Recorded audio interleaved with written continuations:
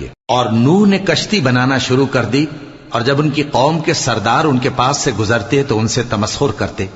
وہ کہتے کہ اگر تم ہم سے تمسخر کرتے ہو تو جس طرح تم ہم سے تمسخر کرتے ہو اسی طرح ایک وقت ہم بھی تم سے تمسخر کریں گے، اور تم کو جلد معلوم ہو جائے گا کہ کس پر عذاب آتا ہے جو اسے رسوا کرے گا، اور کس پر ہمیشہ کا عذاب نازل ہوتا ہے۔ یہاں تک کہ جب ہمارا حکم آ پہنچا اور تنور جوش مارنے لگا تو ہم نے نوح کو حکم دیا کہ ہر قسم کے پالتو جانوروں میں سے جوڑا جوڑا یعنی ایک ایک نر اور ایک ایک مادہ لے لو، اور جس شخص کی نسبت حکم ہو چکا ہے کہ ہلاک ہو جائے گا اس کو چھوڑ کر اپنے گھر والوں کو اور جو ایمان لایا ہو اس کو کشتی میں سوار کر لو، اور ان کے ساتھ ایمان بہت ہی کم لوگ لائے تھے۔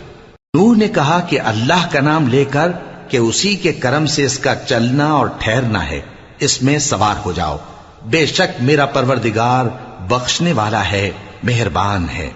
اور وہ ان کو لے کر طوفان کی لہروں میں چلنے لگی۔ لہریں کیا تھیں؟ گویا پہاڑ تھے۔ اس وقت نوح نے اپنے بیٹے کو جو کشتی سے الگ تھا پکارا کہ بیٹا ہمارے ساتھ سوار ہو جا اور کافروں میں شامل نہ ہو۔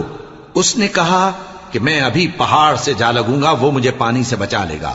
فرمایا کہ آج اللہ کے عذاب سے کوئی بچانے والا نہیں اور نہ کوئی بچ سکتا ہے مگر وہی جس پر اللہ رحم کرے۔ اتنے میں دونوں کے درمیان لہر حائل ہو گئی اور وہ ڈوب کر رہ گیا۔